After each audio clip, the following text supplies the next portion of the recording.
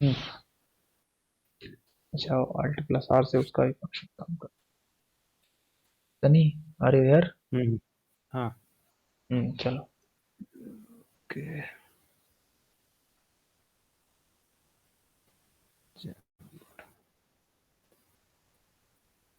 मैं कर रहा हूँ शेयर। अब रिकॉर्ड कर रहा है ना? हाँ, शेयर कर रहे हैं क्या? हम्म। ठीक है, तो बुक भी खोल लो फिर। हम्म।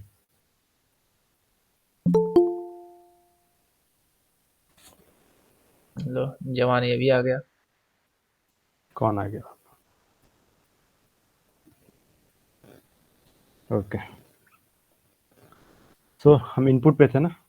हम्म,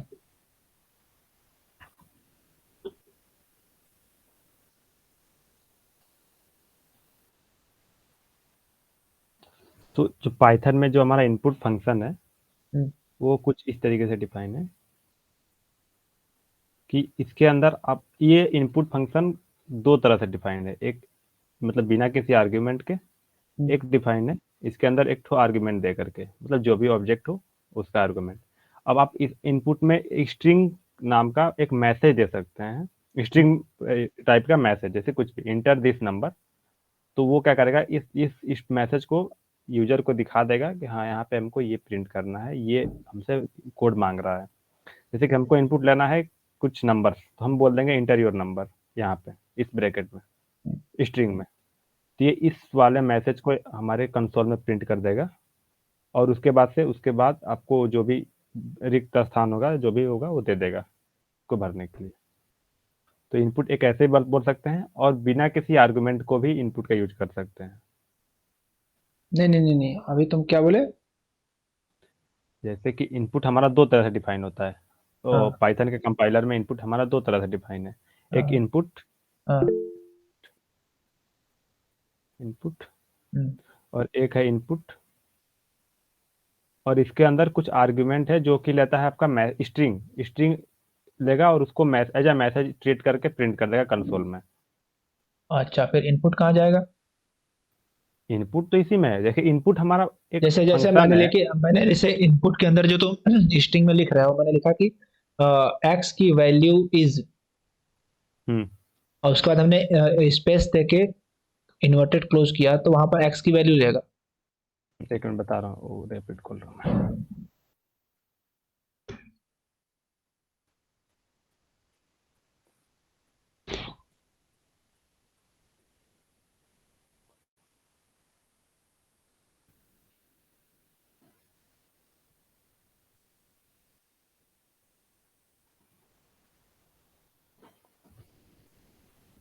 जैसे हम पहले तो यहाँ पे x इक्वल टू इनपुट कर दिया, ठीक है। हम्म, और ये प्रिंट फंक्शन का यूज करके इसमें हम x कर दिए। तो यहाँ पे अभी इनपुट मांग रहा है। एक हम्म, मिनट, अभी नहीं रन, अब मांग रहा है। हम्म, हम यहाँ पे दे दे रहे हैं, ठीक है। ये प्रिंट कर दिया, हम्म। ठीक है। लेकिन हम यहाँ पे इस इनपुट के अंदर एज आर्ग्यूमेंट भी यूज कर सकते हैं इस तरीके से कि इंटर योर नेम। नेम। अब हम इसको रन करेंगे तो ये पहले आपको एक इनपुट लेने से नहीं नहीं, पहले एक वो नेम, मैसेज देगा। नेम के बाद, नेम के हम्म, बाद तुमने वो जो स्पेस दिया वो जरूरी है? मतलब ये स्पेस दिए, देखिए अब आप यहाँ से कंपेयर करिए। हम्म, जैसे हमने इंटर लिखा, हम्म, इंटर योर नेम, हम्म। तो यहाँ कॉलन तक, कॉलन के बाद जो स्पेस दिया वो स्पेस यहाँ पे आपको दिख रहा होगा। हाँ, तो उस स्पेस के जस्ट बाद आपसे ये इनपुट मांगने लगता है। मतलब वो उसकी वजह से कोलन कोलन भी जरूरी है? नहीं, जरूरी नहीं है, ये तो आपका स्ट्रिंग है। हम चाहे तो ये भी ऐसे भी दे सकते हैं। ऐसे करो, रन। देखिए, ठीक है। हम इंटर इसमें योर चाहे नेम। तो हाँ, रुको रुको रुको रुको, इंटर योर नेम के बाद ही मतलब वो लिखना चालू कर देगा? हाँ, उसके जस्ट बाद ही लिखना चालू कर देगा। तो उसकी वजह से हम यहाँ पे कॉलन दिए, ताकि हमारा वो मैसेज अच्छा लगे। अच्छा, तो सुनो एक मिनट। ठीक है, तुमने कोलन मैसेज अच्छा लगने के लिए लिखा, और हम्म, तुमने मान लो कि आप वहां पर कुछ भी लिख दिया, 16 लिख दो, 16 लिख दिया, तो ठीक है। अब हम जब नेक्स्ट टाइम एक्स को वैल्यू लेंगे तो वो 16 लेगा या पूरा सेंटेंस लेगा? ये सिर्फ देखिए, जो हम यहाँ पे इनपुट दे रहे हैं ना, वो इनपुट एक्स में स्टोर होगा। बाकी ये जो आपको वैल्यू दिख रहा है यहाँ पे, इंटर योर नेम जो हमने यहाँ पे लिखा, हाँ। ये आपको सिर्फ एक तो अंडरस्टैंडिंग देने के लिए समझ रहा है कि हम यहाँ पे क्या इनपुट ले रहे हैं। अच्छा ठीक है, मान लिया, ठीक है। अभी तुम वो रहने दो। अब यहाँ पर लिखो प्रिंट x+5, और उसमें कुछ डाल के दिखाओ क्या आता है। x प्लस 5 हाँ यहाँ पे एरर देगा क्योंकि हम इनपुट ले रहे हैं एक स्ट्रिंग और उसमें प्लस कर रहे हैं इंटीजर, तो एरर देगा। अरे तुम लिखो तो, इंटीजर क्यों देगा वो? 5 तो, 5 को तुम वो बना दो ना, स्ट्रिंग बना दो, चलो x प्लस ओके। कॉमा में कर दो।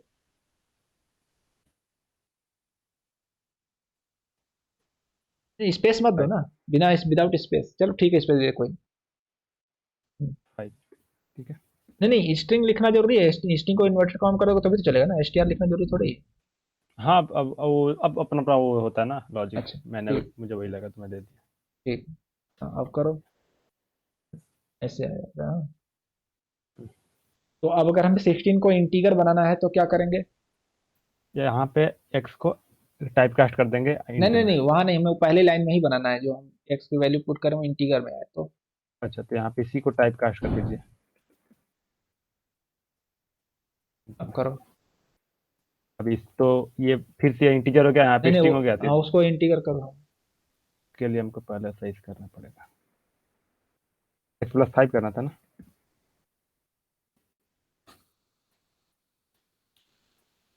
यहाँ पे हम 5 दे रहे हैं, 5 5 10। हाँ।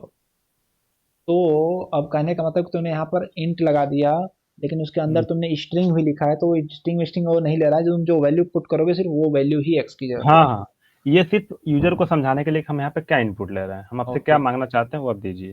जैसे कि अगर हम इसको हटा दें तो अब यदि सिर्फ कंसोल हमारा खाली दिखेगा, हाँ और अगर आप इसको कहीं सॉफ्टवेयर में यूज करेंगे तो फिर आपको वो दिक्कत होगा ना कि आखिर यूजर समझेगा ही नहीं कि हमको यहाँ पे क्या करना है। ओके। ऐसे ऐसे कि वो क्या समझ में आ रहा है, वही हम्म, बस उसी की वजह से। ठीक। तो नेक्स्ट क्या है,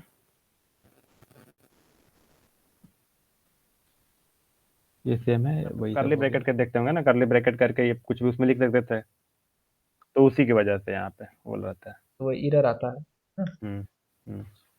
मतलब उसको समझने में दिक्कत होती है कि आपने ये जो लिखा है ये कहाँ पे लिखा है, इफ के अंदर लिखा है इफ के बाहर लिखा है, हम्म, उसी की वजह से। तो अभी हम चेक करते हैं, इसका हमारा आउटपुट आना चाहिए ग्रेटर। अगर हम यहाँ पे कर दे 10 6 एक वो कर दे 16, हम्म, तो हमारा स्मॉलर आना चाहिए। हम्म, लेकिन अब हम यहाँ पे एक कंडीशन और लगाना चाहते हैं कि अगर हमारा दोनों इक्वल हो गया, मतलब अगर हम 16 को हटा के 10 कर दें, फिर भी हमारा आंसर क्या आएगा? देखो क्या आता है, करो। आप तो बताइए हमको, अरे देखने वो तो आ ही जाएगा, उसमें क्या, हम यहाँ पे क्लिक करेंगे आ जाएगा, उसमें क्या दिक्कत है? आप तो बताइए खुद से रन करके। कुछ नहीं आ रहा है इसमें। अरे क्यों नहीं आना चाहिए? आप सिर्फ इसको पढ़िए, अच्छा, कंप्यूटर है हाँ तो आप हाँ, अच्छा, ओके ओके ओके दिखा ओके रहे हैं ओके। ना। ओके ओके, एल्स है ना तो स्मॉलर आएगा, हाँ।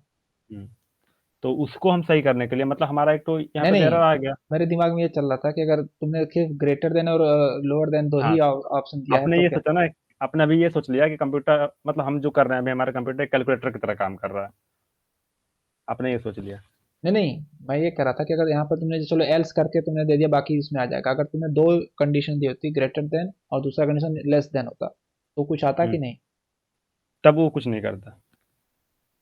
जैसे कि उसके लिए हम यहाँ पे कर दें if x is less than y, अब देखिए अब इसको करेंगे तो हमारा कुछ नहीं प्रिंट करेगा। रन होके बंद भी हो गया, कुछ नहीं किया। अच्छा, और मैं ये और कह रहा था, हम्म, चलो, कर इफ देते हैं, नहीं स्मॉलर। एलिफ एलिफ ऐसे दो तीन लाख अगर छोड़ दें हम, लास्ट में एल्स ना लगाएं, तो भी वो कोड रन होगा। हाँ तभी तो वो किया, तो हम यहाँ पे अगर इल्स लगा दें और करके कर दे इक्वल,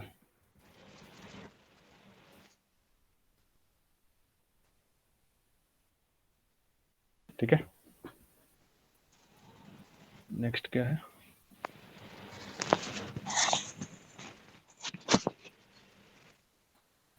तो ये था, मतलब ये यहाँ पे आप देख सकते हैं इफ का पूरा वो स्ट्रक्चर समझाया हुआ है हम्म, कैसे काम करता है, कि यहाँ पे हमारा अपना वो कीवर्ड होता है इफ, यहाँ पे इफ का कंडीशन है, और फिर उसका जो भी कोड ब्लॉक होता है यहाँ पे ये स्पेस दे करके, और जो उसका बॉडी बनता है ऐसे बनता है, इंडेंटेशन।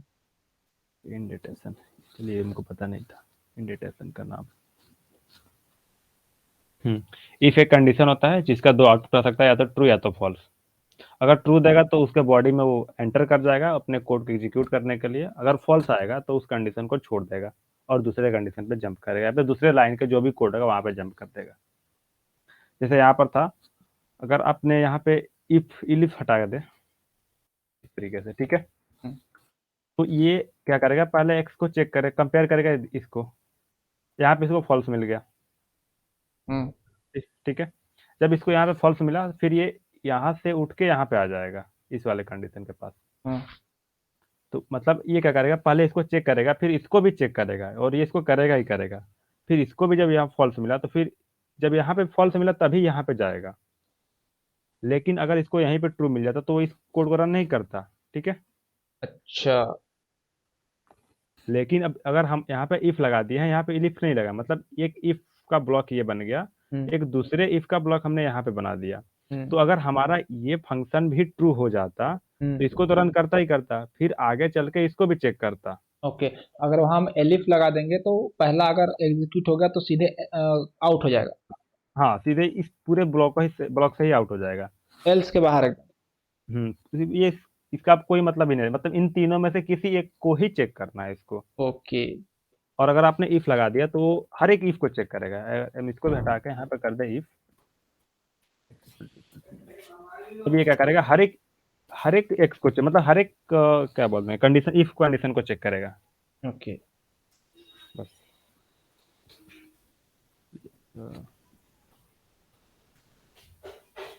जैसे यहाँ पे वो सारा कोड लेके एग्जांपल है,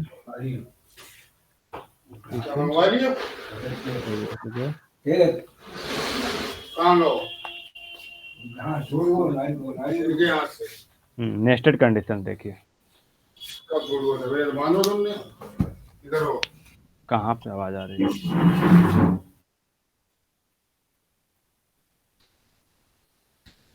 मैं क्या कह रहा था हाँ कि ये 2.4 ही है तक है, तो अभी इसका थ्योरी पार्ट कर लेते हैं, फिर डिनर करके फिर इसको करते हैं क्या क्वेश्चन अक्षरा। हाँ हाँ ठीक है, 2.4 तक कंप्लीट कर लेगा थ्योरी, तो फिर हम वो क्वेश्चन करेंगे, क्योंकि काफी लोग और हैं जो क्वेश्चन के लिए ज्वाइन करना है। Okay okay okay. तो नेस्टेड का मतलब क्या समझते हैं आप लोग? नेस्टेड का मतलब वही हो गया, उसमें इफ एल्स दो चार हुआ और क्या। नहीं नहीं, नेस्टेड का मतलब क्या समझते हैं, एग्जैक्ट नेस्टेड का मतलब? नेस्टेड का मतलब वही हो गया जाल। नहीं नहीं नहीं नहीं नहीं। एक ब्लॉक के अंदर दूसरा ब्लॉक। नेस्ट का मतलब वही जाल वही। जैसे कि हमने यहाँ पे लिख दिया इफ कंडीशन कुछ भी, तो कुछ एग्जांपल लेना पड़ेगा, अच्छा बोला। जैसे the problem with the above solution, ये नहीं है, ये क्या नीचे not sure what to do run some example generate code with ghost right. ये मतलब रेपिड का वो डिफाइन किया गया है, पहले कुछ दिया होता है। लेकिन यार चैट जीपीटी तो बहुत बढ़िया कोड टाइप कर रहा है। चैट जीपीटी के पास अभी भी कुछ कमियां हैं जो नहीं कर पाता है। अभी नहीं कर पाता, मतलब आने वाले टाइम में बहुत कुछ कर लेगा। हाँ वो तो कर ही लेगा। नहीं, बंदा रात में भी वो दमपाती कर रहा है। जैसे कि हम अगर हमारे पास दो कंडीशन है, आप कुछ एग्जांपल दीजिए, तीन चार कंडीशन हो। हाँ, देखो क्वेश्चन बोलिए ना कुछ, जैसे कुछ कोई तीन चार पाँच छः नंबर का इनपुट ले लो, वो कंपेयर कर लो। जैसे एक हम दे रहे हैं यहाँ इन X is equal to A B C D, पांच इनपुट ले लो। पे, A comma B comma C comma D comma equal to input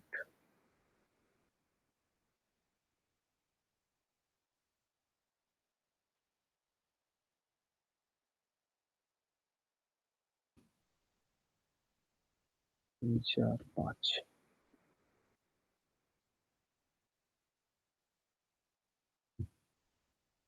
तो हम ये चेक कर रहे हैं कि हमारा एबीसीडी ई असेंडिंग ऑर्डर में है कि नहीं। हम्म। तो असेंडिंग के लिए क्या रूल होना चाहिए? एंडिंग के लिए ए छोटा होना चाहिए, बी उससे बड़ा, फिर सी उससे बड़ा, फिर डी उससे बड़ा। हम्म, तो ऐसे हम चेक करेंगे if a is less than b, ठीक है। अब इस एक हमारा ये कंडीशन बन गया, इफ हम ए बी को कंपेयर कर लिए, इसके बाद एक और इफ लगाएंगे और इफ बी और सी को कंपेयर करेंगे। नहीं वो तो ठीक है, तुम लिख रहे हम्म, मैं ये कर रहा हूँ, एक ही लाइन में ऐसा लिख सकते हैं, E less than B less than C less than D less than E, ऐसा कर सकते हैं हाँ क्या? वो तो दूसरा कंसेप्ट हो गया, पाइथन में से चलता है, लेकिन मैं आपको नेस्टेड लूप का समझाना चाहता था। ठीक है ठीक है। बी लेस देन सी वैसे भी लिख सकते हैं, वो दूसरा कंसेप्ट हो गया। सी लेस देन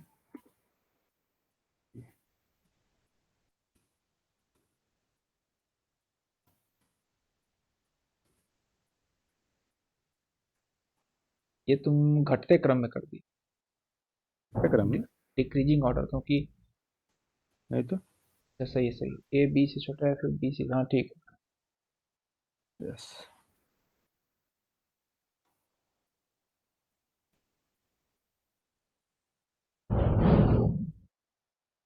ये जो एल्स है तुम्हारा, ये हम्म, तुम्हारा आना चाहिए इसके नीचे। सबके नीचे आएगा। है, सबके नीचे क्यों? वो मुझे समझ अभी बता रहे हैं।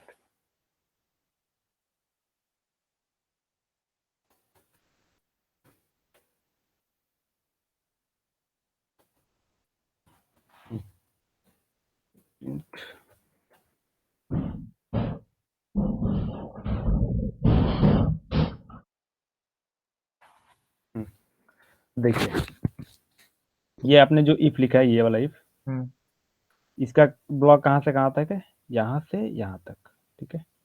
लाइन नंबर 14 तक। लाइन नंबर 12 तक।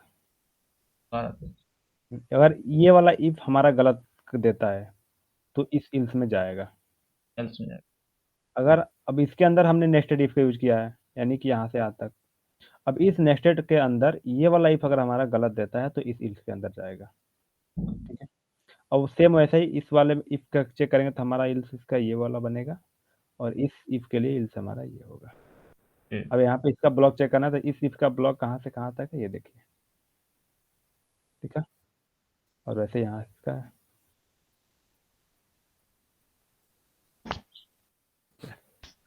तो अब हम यहाँ पे ऐसे भी कर सकते हैं, जैसे यहाँ पे इसका रन कर दें और इनपुट ले लें 1। गर्म हो गया लैपटॉप से, बैटरी बूस्ट इज इनेबल।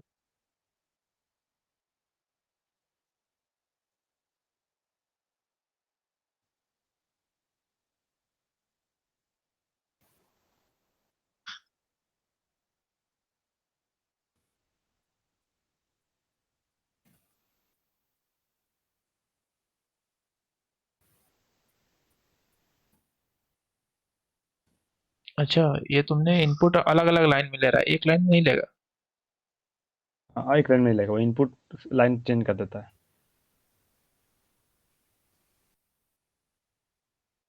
अभी आप इसमें ये बताइए, अपना आपका कोड कहाँ पे रुक जाएगा, मतलब इतना कहाँ से इस जब इसमें एक चला दो तीन जाएगा? 5 इनपुट हो गए बस बंद हो जाएगा। नहीं नहीं, हम वो नहीं पूछ रहे हैं। हाँ। इस कोड को आप देखिए, और हम्म, हमारे पास इनपुट ये है। अच्छा इस कहाँ बंद इनपुट होगा? अच्छा समझ गया इस समझ गया। इसका आउटपुट तो नो आएगा, लेकिन कहाँ पे हाँ, नो देगा? कहाँ पे बंद होगा समझ रहे हो, तो ये A is less than B check करेगा, यानी कि यस, फिर जाएगा अगले वाले में B is less than C, no, तो सेकेंड थर्ड स्टेप पे जो थर्ड लाइन है वहां पे जाके ये हो जाएगा नो, मैं एल्स आ जाएगा। यहाँ पे नो 1, यहाँ पे नो 2 लिख देता हूँ, फिर बताइए। थर्ड वाले का जो नो है ना, ये है आपका इसका आउटपुट बताइए। नो टू आएगा, नो टू। नो 2। हाँ ओके, नोट सेकंड टू चलो। ओके, चलिए ठीक है। ये करो, नेस्टेड का कंसेप्ट हो गया। करके दिखा देते हैं कितना आया। वही आएगा। अच्छा मेरा वहां पे एक क्वेश्चन था, हम्म। तो करो पहले, नो टू दिखाओ अभी तो मुझे। अभी इसका आउटपुट नो आएगा, क्योंकि हमने नो 2 ये सब रन करने के बाद चेंजेस किया है, ठीक है। ओके। तो अब यदि रन करेंगे तो अब हमारा नो 2 जो भी होगा वो करेगा।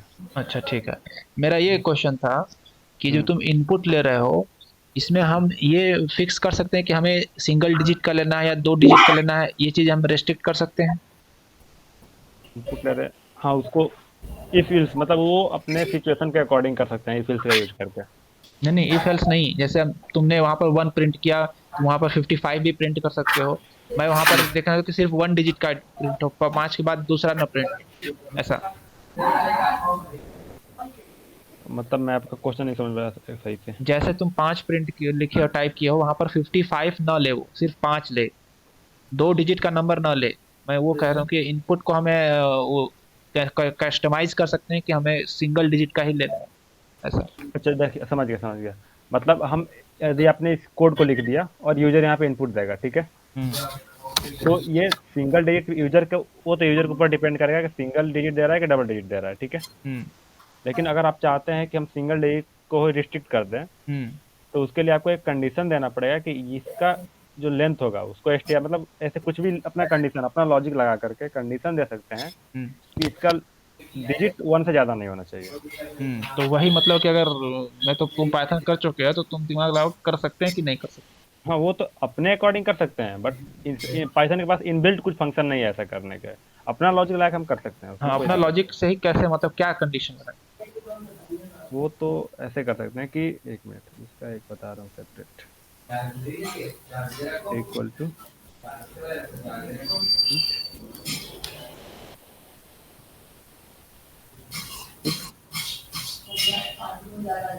Lane of CRF A is greater than 1।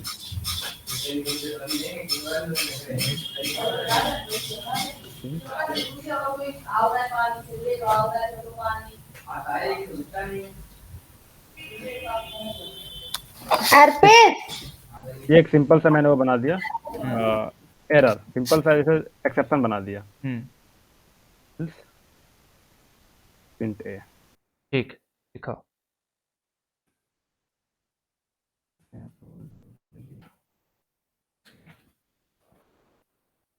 दूसरा। तो अगर मैं मान लेता हूँ, नहीं नहीं, अभी जैसे वो कर्सर जहाँ पे वहां पर टाइप करोगे तो अब दूसरा ने इनपुट नहीं लेगा वो।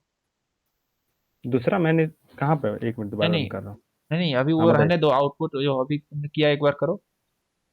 फिर मुझे दोबारा उसी कोड को चेक करना है, तो पूरा मिटा करके ही करना होगा, वहीं से फिर दूसरा इनपुट नहीं ले रहा है। नहीं नहीं, आपको दोबारा रन करना पड़ेगा ना कोड को। ठीक है, समझ गया। तो ये हो गया तुम्हारा इनवैलिड, लेकिन उसने 15 वो टाइप तो हो गया है। हाँ, टाइप तो हो गया आपने, वो तो हम बोले ना कि जो इनपुट ये फंक्शन वो देगा, वो तो यूजर के हाथ में होगा, यूजर कुछ भी टाइप कर सकता है। ठीक है, ठीक ठीक।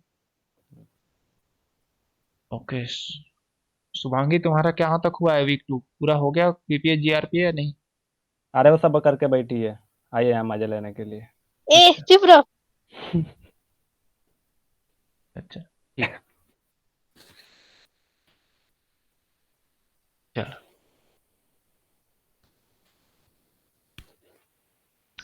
क्या है? अगर वहाँ पे जीरो देते तो वो इनवैलिड फंक्शन इनवैलिड शो करता। नहीं, वो तो सही रहता क्योंकि उसके पास एक ही था। लेंथ जीरो बट करते हैं। तुम तो बता मतलब कि उसमें कंडीशन है कि एक से बड़ा होना चाहिए ना। एक से बड़ा होगा तो इनवैलिड देगा ना, हम ये बोल रहे हैं। हाँ, तो जीरो देने पे एक से बड़ा होगा, तो हम अगर जीरो सिर्फ टाइप कर रहे हैं वहां पे तो वो तो उसका इनवैलिड। नंबर है, वो नंबर ऑफ डिजिट चेक कर रहा है, वो अभी देखो नंबर ऑफ डिजिट बता रहा है। लेंथ जैसे हम उससे जीरो चेक करा ना, वैल्यू थोड़ी चेक करा है। फिर लेंथ तो वही होगी ना, जीरो आप टाइप करो तो भी। जीरो ले लिए, तो जीरो में कितना डिजिट है, एक ही डिजिट है ना, हम्म तो हम डिजिट को रिस्ट्रिक्ट कर रहे हैं ना। तो उसका इंटर दो तो क्या आ रहा है वो अरे जीरो जानना। होगा और क्या आएगा। हाँ, मतलब यही चीज मेरे कहने का मतलब था कि इनवैलिड इनपुट नहीं ना प्रिंट करेगा। नहीं नहीं, हाँ, मैं उसे वही पूछ रही थी। ठीक है। Defining variables inside the if. Okay. अच्छा, तो आपने सी किया ना उन्नीस पे, हम्म तो सी में ये क्या काम करता है क्या कि इनपुट का इफ के अंदर हम आउटपुट को डिफाइन कर दें, उसके बाद उसको प्रिंट करें। Output the number. अच्छा, इफ के अंदर वो डिफाइन करके फिर उसको प्रिंट करने का बात कर रहे हैं। नहीं होगा हमारे। तो सी में पूछ रहे हैं, सी में। सी में नहीं, सी हम्म, थोड़ा सा पता है, इतना नहीं पता है। अच्छा, तो इसमें हमको लगता है नहीं होना चाहिए क्योंकि, एक मिनट, मैं जो अपना वो होता है ना दूसरे वाले लैंग्वेजेस उसमें तो नहीं करता है, लेकिन इसमें इसका जो हम वो देखे थे क्लास और वो, तो उसके अकॉर्डिंग होना चाहिए, बट मैं ट्राई करता हूँ टेस्ट पे।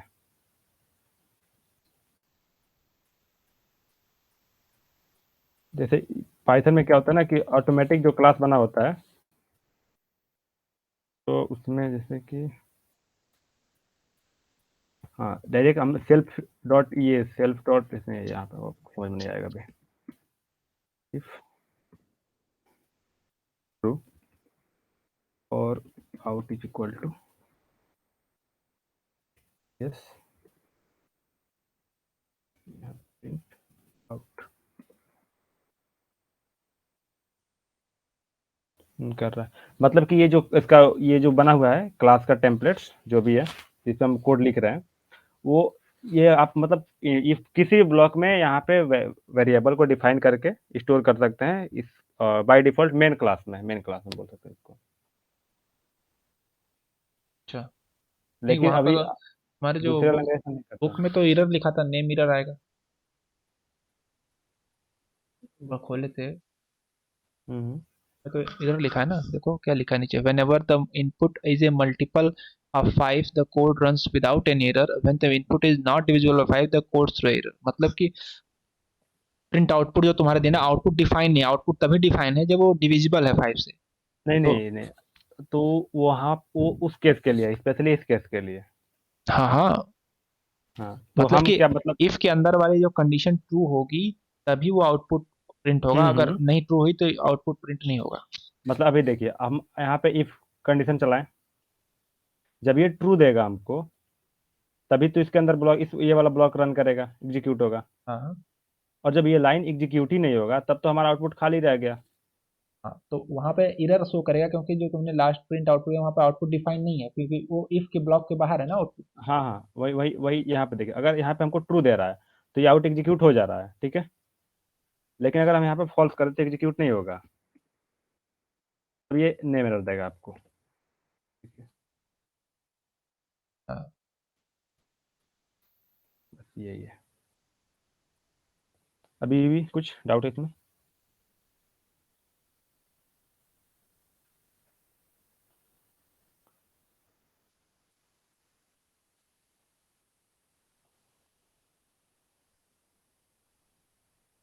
शिवांगी मनीष भैया को भी बोल दो वो भी आ जाए।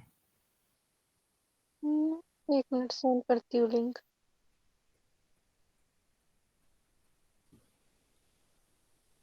नेक्स्ट क्या है, लाइब्रेरी। अच्छा, इसमें क्या 4 ही चैप्टर है? नेक्स्ट 3.5। सारे बाद हमको ओके, तो 3 लाइब्रेरीज का यूज किया है, कैलेंडर, टाइम और दिस। ओके, तो जैसे कि अपने पास ये पाइथन एक उप्स लैंग्वेज है, तो पाइथन के पास क्लास और फंक्शंस, मतलब ये क्लास और फंक्शन बेस्ड प्रोग्रामिंग लैंग्वेज है, हमेशा इसी पर काम करता है। तो पाइथन का अंदर एक ऑलरेडी क्लास डिफाइंड होता है, जैसे कि कैलेंडर का, मैथ्स का और कुछ का ऑलरेडी डिफाइन करके वो लोग देते हैं। तो वैसे ही हमारे पास बहुत सारे क्लासेस डिफाइन है जिसके अंदर कुछ फंक्शंस लिखे हुए हैं, तो जिसका हम इंपोर्ट करके यूज कर सकते हैं। जैसे कि हमको यदि यूज करना है मैथ का कोई फंक्शन है स्क्वायर रूट, तो अगर हम जैसे 5 का स्क्वायर रूट निकालना चाहते हैं तो हम मैथ्स को इंपोर्ट करके, मैथ्स लाइब्रेरी को इंपोर्ट करके math dot square root function का यूज कर लेंगे तो हमारा वो स्क्वायर रूट दे देगा। ठीक है, इसी तरीके से ये लाइब्रेरी को हम इंपोर्ट करते हैं, इसका जो सिंटेक्स होता है वो होता है इंपोर्ट और लाइब्रेरी नेम। जैसे यहाँ पे कैलेंडर इंपोर्ट किया गया, जैसे कैलेंडर का नाम, ये लाइब्रेरी नेम है और ये आपका लाइब्रेरी इंपोर्ट करने का सिंटेक्स है, कीवर्ड। तो ये है आपका import calendar, calendar per month, वो जो इसका वो मंथ होगा वो 3000, और ये जैसे कि हमारा ईयर नेम है ये, और उसका ये अगस्त मतलब महीना का नंबर है, उसका कैलेंडर प्रिंट कर देगा। ये क्या है, ईयर मंथ क्या, वो एक फंक्शन है जो इस क्लास के अंदर डिफाइन है। तब ये मंथ के लिए कल ये है फंक्शन, ईयर मंथ। मंथ का कैलेंडर निकाल सकते हैं, उस ईयर का, उस हाँ, मंथ का। सेंड कर दी हूँ लिंक। ओके, जैसे अब यहाँ पे देखिए कैलेंडर, ये हमको मतलब उतना हर जगह यूज नहीं होता है जहाँ तक हमको लगता है अपने कोर्स में। तो उसके लिए हमको ये अलग लाइब्रेरी बना के दिया गया है कि जब आपको यूज हो तब आप इसको इंपोर्ट कर लेना, ताकि आपका रैम उससे बचा रहता है। तो यहाँ पे हम अगर इसको कमेंट कर दें, मतलब तो कमेंट कर दें इसका मतलब तो कुछ हुआ नहीं, अपने कोड में, तो यहाँ पे कैलेंडर, ये कैलेंडर नाम का कहीं डिफाइंड ही नहीं है कुछ, इसके लिए यहाँ पे दे रहा है नेम एरर। ठीक। वैसे यहाँ पर है कि print calendar dot weekday 3000 का 8वें महीने का 15वां वीक, 15वां वीक नहीं, अरे क्या बोल रहा हूँ, 15 डेज का निकालना है। डे वो नंबर ऑफ डेज है। है यार, 15 में क्या प्रिंट होगा, output of the code is 4। हम्म 4 का मतलब 4 अरे ना, मतलब वेडनेसडे, लाइक दिस। हाँ हाँ हाँ, जैसे कि यहाँ 0 1 2 ऐसे चलता है, हाँ 6 हाँ, फिर 4 का मतलब चलेगा। फ्राइडे। हाँ, 4 का मतलब फ्राइडे। हाँ हाँ, वही वही, 15 में 7 से डिवाइड कीजिए, 0 कितना मंडे हुआ, से स्टार्ट है, मंडे ट्यूजडे। 12 3 15, फिर आपका थर्सडे आना चाहिए ना, ऐसे क्यों आ रहा है ये, क्यों, 4 0 1 2 से यहाँ पे मंडे शुरू है 7 ना। 8 9 10 11 12 13 14 15, तो का ट्यूसडे आ रहा है नहीं नहीं फिर। नहीं नहीं नहीं नहीं, गलत है। वो 15 तारीख है, वो डेट है। डेट को कौन सा दिन था, वो दिन था ओके ओके, फ्राइडे। समझ गया समझ गया समझ गया समझ गया, हाँ। हम थोड़ा कुछ और ही काउंट करने लगे, ठीक है। वो ईयर मंथ और डेट है ना। उसको उस दिन को क्या था वो बता रहा है, समझ गया। और एक दूसरा तरीका भी है हमारे पास इंपोर्ट करने का अपना लाइब्रेरी, जैसे कि from time import c time, ठीक है। उस लाइब्रेरी के अंदर हमारे पास एक एक्स्ट्रा लाइब्रेरी बना हुआ है सी टाइम, या फिर हम लाइब्रेरी बोल सकते हैं, या फिर फंक्शन भी बोल सकते हैं। जैसे कि यहाँ पे अपने कैलेंडर में है, इस कैलेंडर में पर मंथ है हमारे पास, तो हम इसको कैलेंडर से इंपोर्ट भी कर सकते हैं, केवल इसी फंक्शन को, हम पूरे कैलेंडर की जरूरत नहीं पड़ेगी।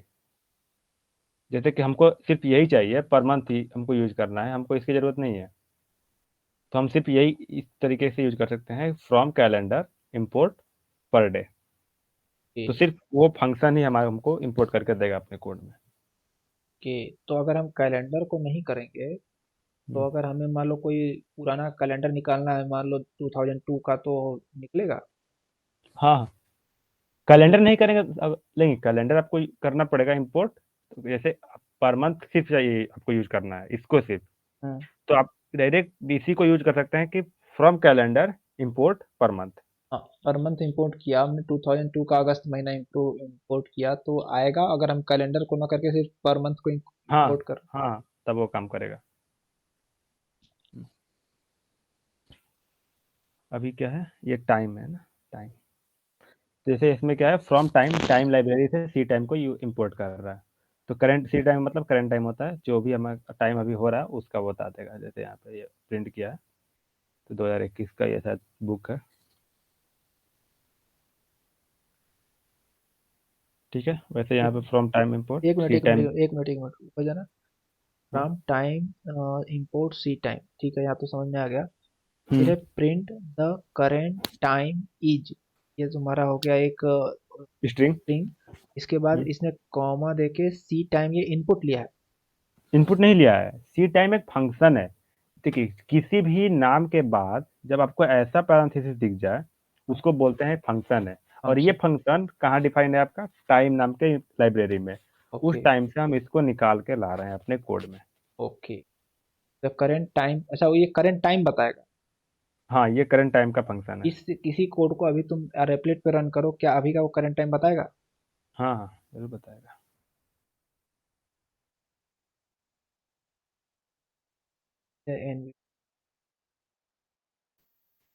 देखिए, करंट टाइम इज, देख लो मंडे वैसे। फेब 6। टाइम अलग बता दिया, 15 कौन सा टाइम बता दिया। 2023, तो ठीक है, पता नहीं कैसे बता रही है। तुम्हारा मतलब जो शो कर रहा होगा टाइमिंग। ये इंडिया का नहीं ले रहा, ये कोई उसमें क्लॉक नहीं फिट है ना, कहाँ का टाइम ले रहा है, ये किसी और कंट्री का नहीं हाँ ले रहा। हाँ, ये यहाँ का नहीं ले रहा है, का पाइथन का जहाँ पे सेंटर होगा ना, वहाँ का ले रहा है ये। का भी फंक्शन होगा, कंट्री वाइज ही फंक्शन होगा। हाँ, कुछ होगा, देखना पड़ेगा, वो जब इसको एक्सप्लोर करेंगे तो दिखेगा। ठीक है।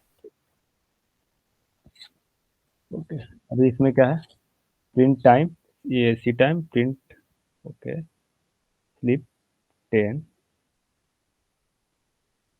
स्लिप भी फंक्शन है क्या? हाँ, इसको देखते हैं ये कौन सा फंक्शन है। हम इसके पे यूज किया नहीं है, लेकिन हाँ यहाँ पे स्लिप फंक्शन है, जिसे और स्लिप के अंदर एक आर्ग्यूमेंट भी दे रहे हैं हम, जो कि आर्ग्यूमेंट क्या होगा, टाइप सेकेंड होगा। मतलब टाइप इंटीजर ही है, लेकिन ये एज अ सेकेंड उसको ट्रीट करेगा। मतलब कि जैसे कि अपने यहाँ आई एम पे गोइंग टू 10 डाल। Sleep for 10 second. तो 10 सेकेंड के लिए स्लीप करेगा तो 10 सेकेंड के बाद क्या होगा फिर? ये लाइन एग्जीक्यूट होगा। Current time. देखो देखो हम्म, देखो इसमें हो गया। Current time. हुआ। दोबारा रन करके देख लीजिए। अब बोल रहा है कि 10 सेकंड बाद ये करेगा। इसको स्लिप नहीं देना चाहिए नाम है, आपको इसको कुछ और नाम देना चाहिए। टाइम इंटरवल दे सकता था इसका नाम, 10 सेकंड के बाद इसके मतलब आगे अपना वो काम करेगा। इसका ये काम यही हो रहा है। अभी ये है दिस। ये वाला बताओ, ये हम लोग भी नहीं पढ़े थे। तो इसको क्या है, as a fun exercise consider the following, import this. So this is your output. This is your following output. कुछ नहीं है मुझे, ऐसे ही है। ये फन नहीं बोले भी हैं यहाँ पे, ये सिर्फ फन के लिए। दिस नाम का कुछ है नहीं। ओ, कुछ नहीं है इसमें, ठीक है। सिर्फ ये लिखा हो गया है। एक ये डम्मी लाइब्रेरी है जिसके अंदर कुछ नहीं है।